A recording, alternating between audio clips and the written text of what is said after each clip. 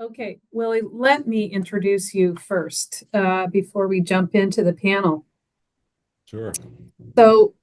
Willy Friedman is a TV producer. He is an Emmy-nominated TV and film producer. For the last 10 years, he has been producing half-hour comedies in New York City for Netflix, HBO, Max, and Showtime. He produced the HBO show High Maintenance. In addition to his work in television, he has experience developing, producing, delivering, and overseeing short and feature-length narrative and documentary films, as well as music videos, commercials, and web series. How in the world did we get your time to talk today on the panel? Well, I'm Uh, essentially a gig worker, so I'm between jobs right now. okay, well that's great. We're glad to insert ourselves into that time management. Uh, so this panel, is a bit of a struggle in the sense, like, where do we start? You have presented so many ideas, and in the spirit of trying to understand how art in the form of film, television, and other media arts, how it is portraying work and the struggles and fantasies of the public. How do we interpret what's going on, and how is it shaping us? I'm really fascinated by the thought that this kind of activity, watching television, watching movies, uh, in addition to doing it during our work time. Believe me, I do that a little bit, but I still get my work done, which everybody will say they do. uh, how does it invade our lives and how does it shape it? Um, I kind of want to start out by asking Madeline, what do you want to ask of Annie? And Annie, what do you want to ask of Madeline based on those presentations? And Willie, I'm going to throw it to you too. If you have been watching their presentations, are familiar with their work, what would you say to each other? And then I'll get to some other meaty things. Hmm. Who would like to start? I I'm going to take up the invitation to ask Annie a question. I love that. And I think I'll just ask a very um yeah, I'm curious how you in your research came upon this idea of the tipwork picaresque, and what the kind of narrative of discovering that aesthetic was for you. Yeah, thank you. That's a great question. So, for those who I didn't include this in this version of the talk, but in the longer version of this work, I theorized that contemporary shows and high maintenance is actually sort of the perfect example. The other shows I'm sort of trying to wedge into a model that's really built around high maintenance, to be honest. But what I'm interested in is the way that these shows return to a narrative form that is conventionally understood to be a kind of pre-modern narrative form, like a form that predates the novel, which is the picaresque. And the traditional picaresque is it's typically about servants, and often servants who are sort of rogues or criminals, as well as being servants who have many masters. And it's unlike the novel, which is very structured and plotted and developmental, and can have a kind of serial quality, to use the term that Madeline uses. The picaresque is very sort of fragmented and chaotic. It's structured very much like high maintenance, where like each sort of has these sort of episodic little plots that will sort of come and go over the course of like a single portion of the text, and won't be extended out. Um, and so one of the things in my work, as somebody that works on these like very contemporary cultural forms, I'm always really interested in understanding continuity and return and repetition to past forms. And in particular, the ways that I think, because contemporary service work is often understood to be sort of like almost like a regressive form of work, like more equivalent to being a domestic servant or even to being a chattel slave, like something kind of pre-modern. I think there's a way that these contemporary shows are drawing on this pre-modern form to address both what is old and what is new about contemporary service work. So that's kind of how I ended up coming up with this framework to understand these shows. And I think it's something that actually you see, it's very similar to the what you're identifying as like non-seriality, like shows like Atlanta or Res Dogs. Like I think there's something very similar going on in those shows. So I think that's quite completely right. I have, let's see. Okay, so my main question for you is because it's something that I didn't include in this version of the talk, like my thoughts about it. But partly I just want to talk to you about White Lotus. But instead, I'm going to ask Madeline what you think about the bear. No. What a tale. I think I came the subtext is that Annie and I have talked about this elsewhere. I really liked the first season as an exploration of this fantasy that, especially the kitchen as the site of this, that there is a life outside of work, right? And that like sharing food and thinking about nurturing each other through food is, kind of like comedy, a contradictory yet really vital approximation of like what a life against work or a life outside of work would look like.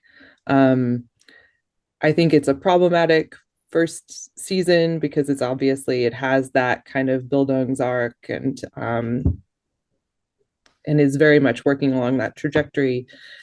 After that, I think it's gotten swallowed up by its like aspiration and doesn't have that kind of messiness. It's definitely drawing from the picaresque, especially in the second season, where you're having these like really wonderful like contained episodes looking at different characters, but it's all about whether it knows this about itself or not, it's all about like this rise and fall of Carmi. And so I find it fascinating, but more for the problems it's trying to work through, and maybe for the ways it's failing. I think your work helps me understand part of what's so compelling about that first season, because that season, it seems to me, takes the sort of like workplace as family and like says like, what if that is not reassuring, but like that's why it's all so traumatic. Like the family is not a haven, right? The family is awful and the family is the source of all your problems. And then to the extent that your workplace looks like a family, then they're both full of all these traumas and problems. Yeah, absolutely. Yeah, I would say that. And I think that food is such an interesting way of exploring that, right? Especially thinking about like the way in which the restaurant becomes this kind of like high tier, like expensive, inaccessible form of food, right? But begins with this very like humble sandwich, right? I don't know if it understands itself as such a tragedy, but it is. Well, this is a great conversation. What's interesting about talking to all three of you is that you're each making choices about what you want to bring to the light. Mm-hmm. And as an academic, you have choices and you can move from thing to thing. And what is it that triggers your interest at any point in time? What's the point you want to make? Well, Willy, you have a lot of control over what you show, what you choose to develop, what you choose to sign on, and what you choose to actually show to the audience. How do you see that decision making? What filters into your head in terms of how you choose one direction versus another? And you're on mute. Thank you. That's a great question. Some of it is the financial desperation involved with needing to take a job when it comes up. Some of it is kind of my own personal lens and humanist beliefs. And I love getting to work on a show that espouses empathy and belief in human beings. Like that's a real privilege that I've gotten to work on shows that kind of have that at their core.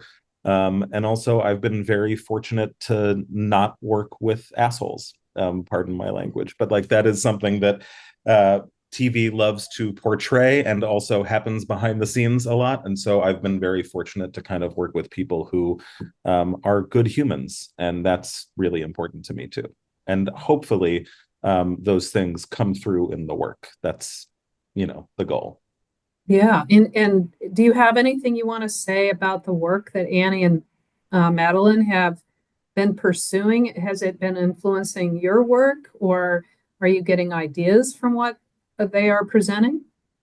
Well, something that has struck me and that I've just been thinking about in listening to both of you is how the TV representations of work are just reflecting what is happening on a macro scale in terms of employment. Like there was just this Times article about the Gen X and millennial arts career meltdown, which I thought was interesting. And there was a thing in there about how, someone got into TV because it was the sellout genre. Like that's where you could have a steady living. And now all of a sudden the rug has been pulled out from under that too. But I think also just more broadly thinking about how like my parents' generation, the boomers, had one career and they had maybe a couple jobs within that career, but that was like one thing that they did for 40 plus years. And then my generation, people have like 4 careers and then 2 to 3 jobs within each of those careers. And so that fragmenting seems to be kind of reflected in what we're looking at, I think. Yeah, that's it's very telling as a boomer. Yeah, I don't fit the mold, but I know it's the norm. So I want to ask a more prescriptive question, which is, and it's in a question that's come up in the Q&A, is that what should we be producing? What's the quality that's missing now that we need to really embellish and influence people by? Because clearly we're watching a lot of TV and movies, and we're being affected by those in one way or another. So let me open it up. Anybody want to answer that question? I mean, I think that shows like High Maintenance that take on these more sort of experimental formats feel like, I mean, it really is interesting. Like as Madeline is suggesting, like you can see a show like The Bear that sort of starts out unconventional and then becomes steadily more conventional over the seasons. And I'm sure that reflects a set of institutional and economic pressures, right? That like there is something about the fact that like during the pandemic, everybody wanted to go back and watch The Office and Friends because there's a sort of familiar, repetitive, like exactly how you can watch them out of order. They the stories, the plot lines, the characters, and there is something about that comfort that we seek out. And so I think that these shows that sort of push on that, like High Maintenance, that push on it formally, are really interesting. The other thing I would say, and I'd be interested to hear Madeline talk about this, is like, Madeline's also thinking a lot about stand-up. And I actually think that like stand-up, these like stand-up, particularly more experimental stand-up specials are sort of the most compelling genre of our moment.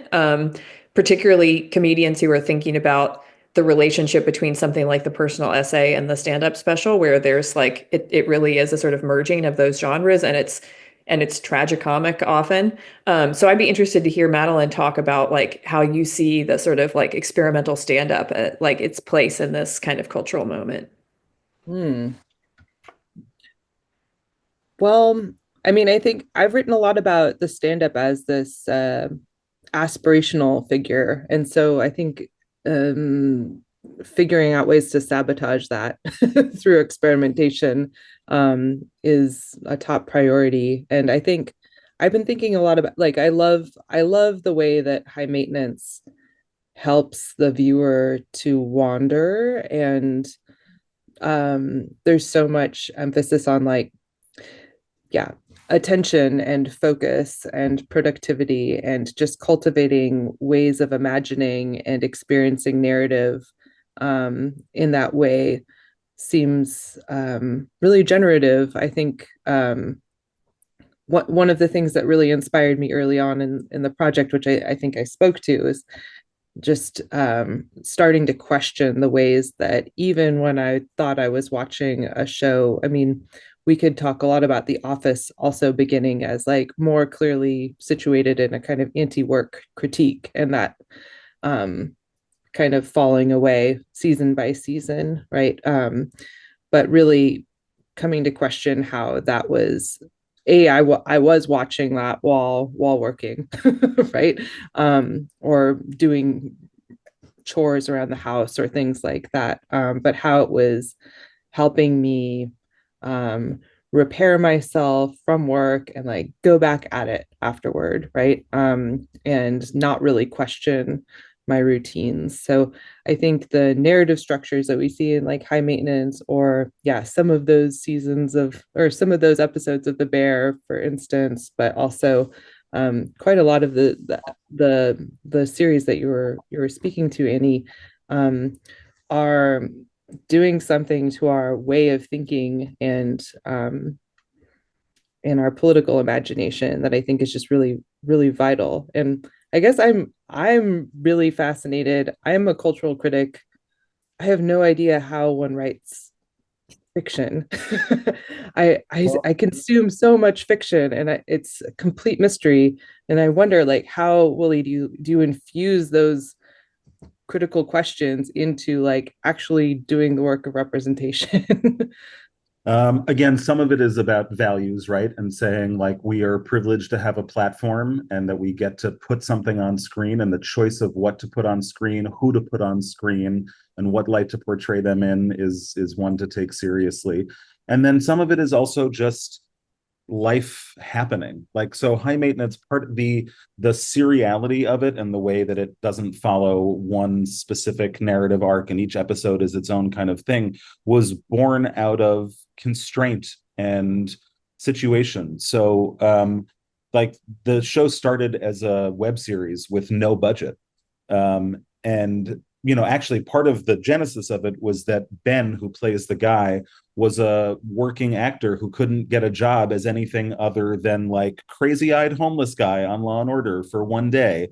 And so it was like, oh, let's make a showcase for him, a calling card, a thing that can, help him get a job. And then it was thinking, okay, well, we don't have any money and we're going to ask people to work for free. We can't ask people to work for free for a week or 2 weeks or 3 weeks.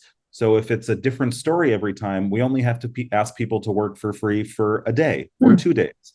And so part of that, not having a budget, not having resources, and leaning into what we did have available. Katya, who was the other creator of the show, was a casting director for 30 Rock, again, a more traditional kind of sitcom. And she had this huge stable of amazing New York actors who didn't fit into the mold of a network TV comedy. And so people like Michael Cyril Crichton, who like now has a lot of recognition as a great character actor, it was like, okay, let's build an episode just for him. Let's tell a story about, and a lot of it also, the inspiration came from a lot of different places. And so some of it would be, oh, my friend lives in this crazy apartment, we have to film something there. Or some of it would be, I would really like to, feature a story about a delivery guy, because that's not something that you see on TV. And so there's many different, some of it was a song. Like there was one episode that was complete, the genesis of it was a song that Ben heard and was like, I want to make something that fits with that. And so there were many different ways that it kind of came to be, I think.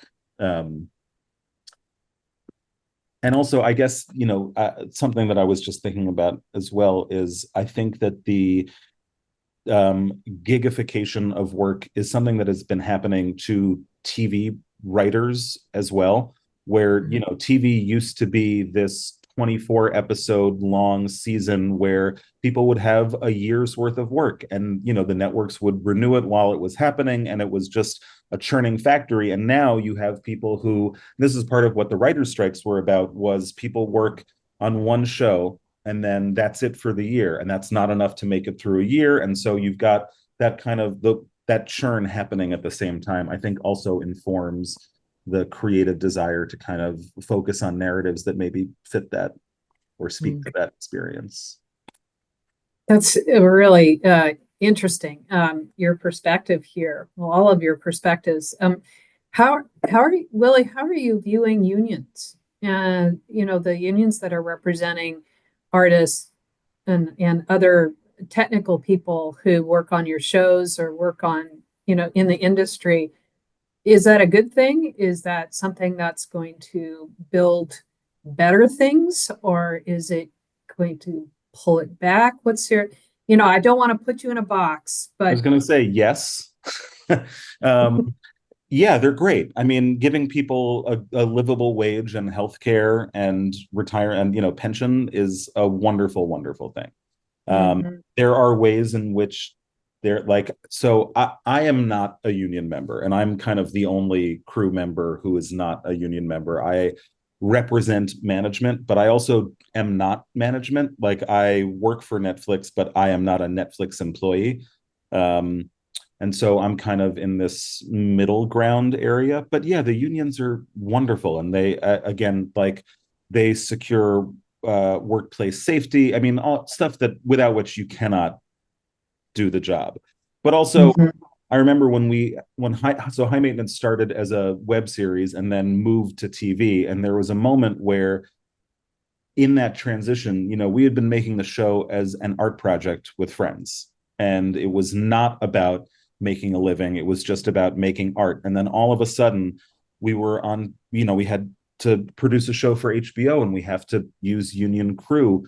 And it went from being, where we all knew each other really well to all of a sudden there's 55, 60 people who you haven't met before, who you're entrusting this thing to, and you have to follow these specific rules. And I learned a lot very quickly doing that. But yes, overall, I think the unions are great and serving a vital, vital role, even if I have to, go to war with them sometimes over, little production details. This is a very common experience for people today because of the gigification of work. It doesn't matter, whether you're working in medicine or you're working in high tech or whatever. We are focusing on the arts right now, but the fact that you don't have a group of people that work together on a regular basis and you know them, you can anticipate what they're going to say, what they're going to do. You have relationships, you have responsibility to each other, all those qualities that have been present in the past, but now, you've got a couple of threats here, which is, you don't know the people and you've got to trust someone else to recommend somebody is really good. And then you've got a whole bench full of people who never get asked.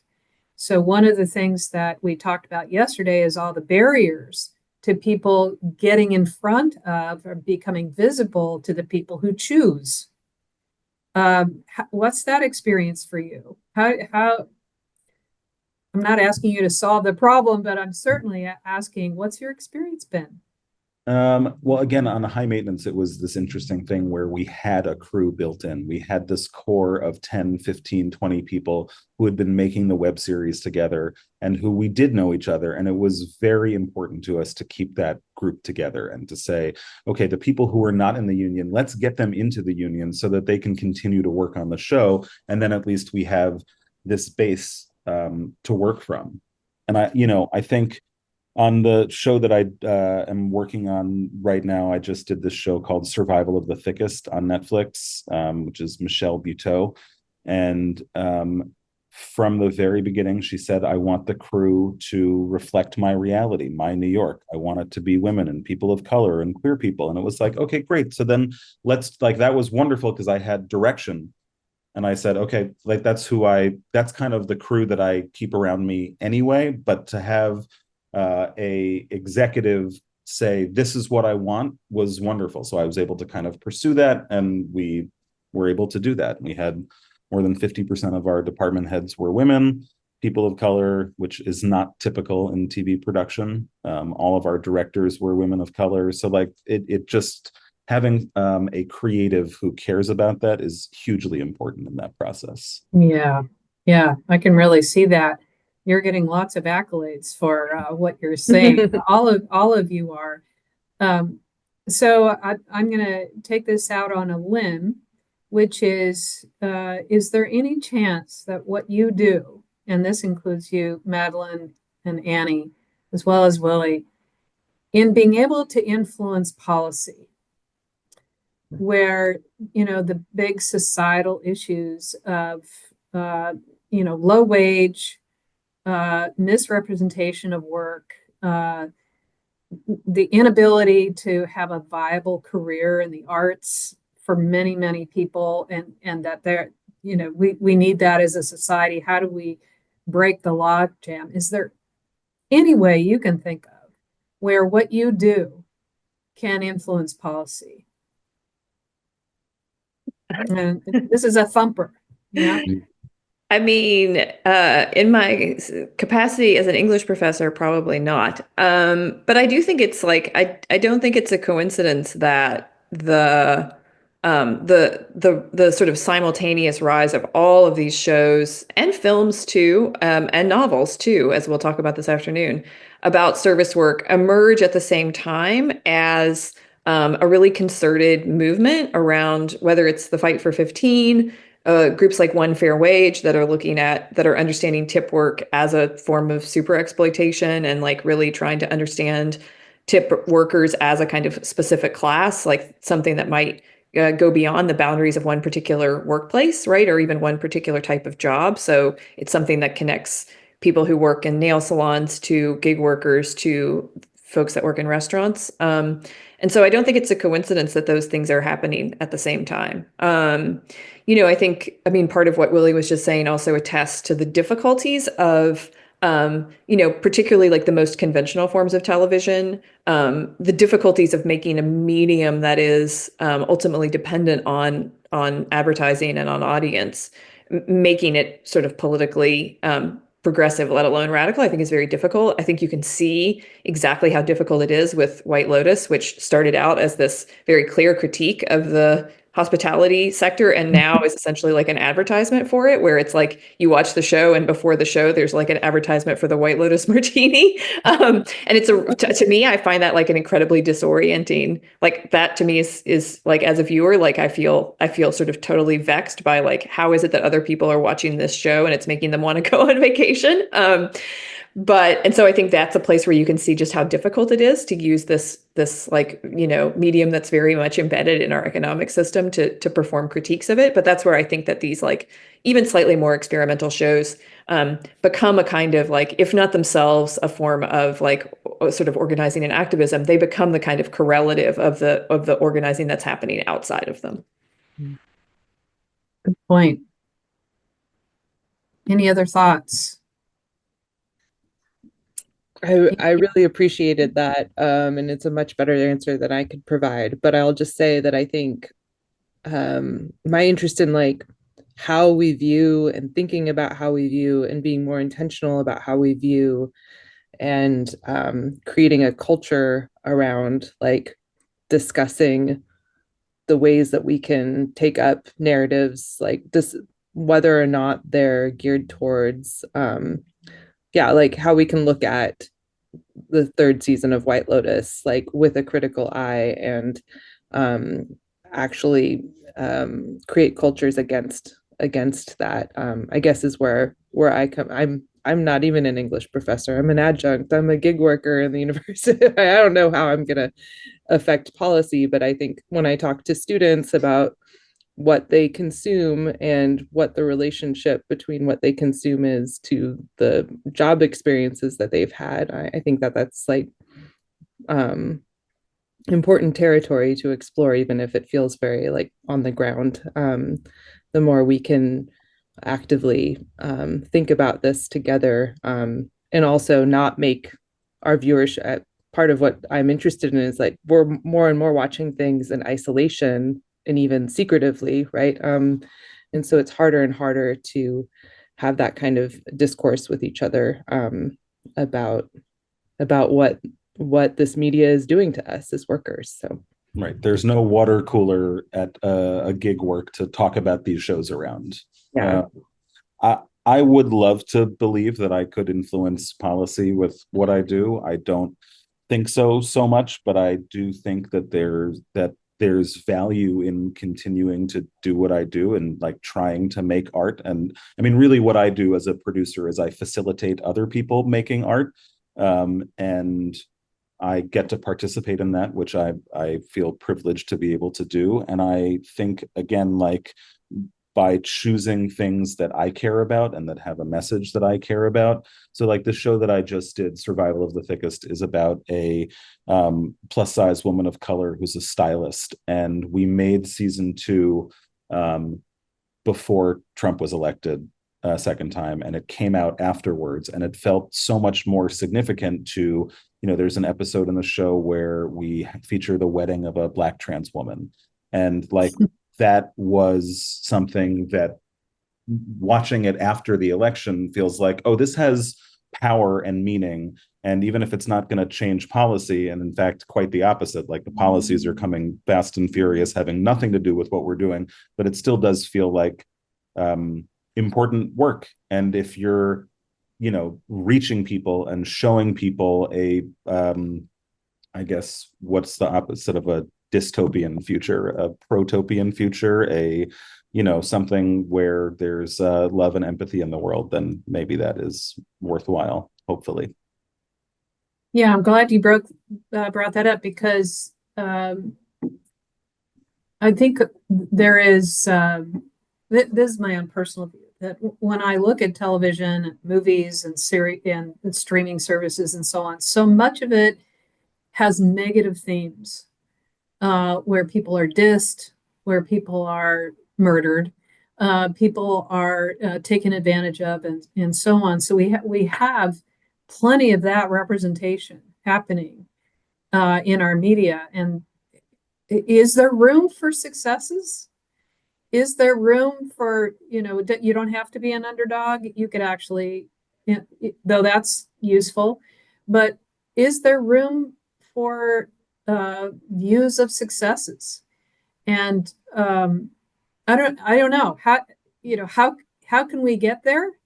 Because in a way, this is role modeling.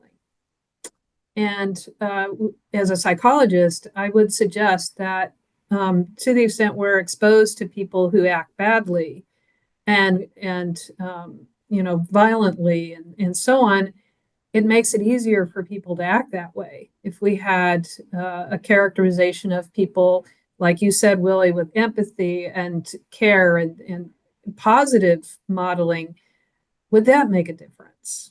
Would people watch it? That's my question, is would people watch it? Why not? What's the barrier there? High Maintenance was a very well-regarded show, but it did not have broad appeal. It was not watched by the majority of the country. It was watched by people who write for The New Yorker and people who read The New Yorker. And so, like, that is, I still think it's a really good thing that we put that out into the world, but is that going to, like, The White Lotus is a much sneakier vehicle for social commentary, because people watch it who may not have Marxist critiques of labor on the brain, but all of a sudden they're seeing, so like, the answer is, I don't know. I don't know who chooses to watch what and why networks and studios make the decisions to make stuff beyond hoping to win awards and to get eyeballs. But Yeah. there is still room for art, for independent, for artists to make stuff that they feel strongly. And I think that's, I haven't talked about AI a lot, but like, I think that's a place where, AI is not going to be able to infiltrate, is like a real art and auteur place. Can AI write the next Star Wars movie? Probably, but it's not going to write Nora. At least not for a while. Well, it sounds good. So we still have a few minutes, and I still want to pursue some kind of out there questions. You may hate me for this, but here goes. Money is no object, not a constraint whatsoever. Public opinion, no constraint. What would you want to see? What film series, whatever, what would you want to see?